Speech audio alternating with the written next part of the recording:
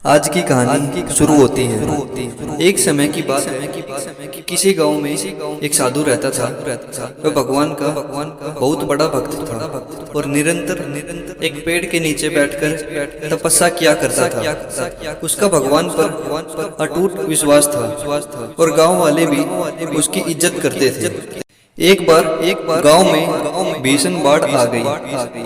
चारों तरफ पानी ही पानी दिखाई देने लगा। सभी लोग अपनी जान बचाने के लिए ऊंचे स्थानों की तरफ बढ़ने लगे।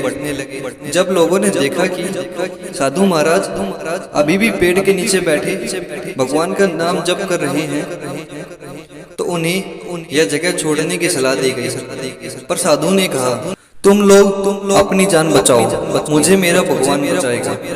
धीरे धीरे पानी का स्तर बढ़ता गया और पानी साधु के कमर तक आ गया।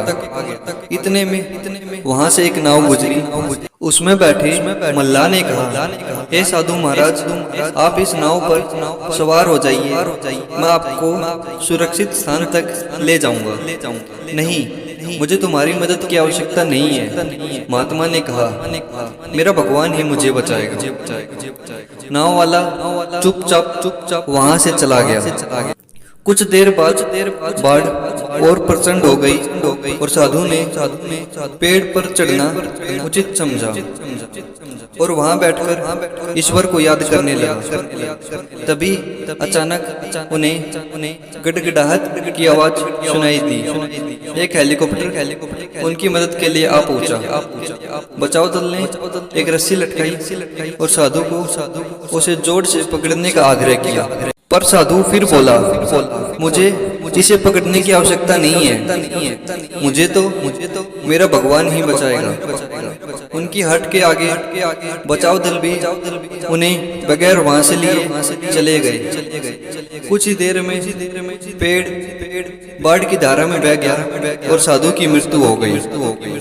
मरने के बाद साधु महाराज स्वर्ग पहुंचे और भगवान से बोले, हे प्रभु, मैंने पूरी उम्र तुम्हारी इतनी लगन के साथ आराधना की, तपस्या की, पर जब मैं पानी में डूब कर मर रहा था तब तुम मुझे बचाने क्यों नहीं आए? बोलो प्रभु। भगवान बोले, साधु, मैं तुम्हारी रक्षा करने के लिए एक बार नहीं बल्कि 3 बार आया। पहला ग्रामीणों के रूप में, दूसरा नाव वाले के रूप में और तीसरा हेलीकॉप्टर बचाव दल के रूप में।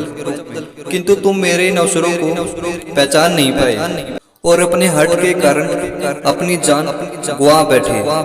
अतः इस कहानी से हमें यह शिक्षा मिलती है कि जरूरी नहीं कि भगवान स्वयं आकर हमारी समस्याओं को हल करे। भगवान के द्वारा दिखाए गए अवसरों को अगर हम समय पर समझ लेते हैं तो उससे भी हमारी मुश्किलें हल हो सकती हैं।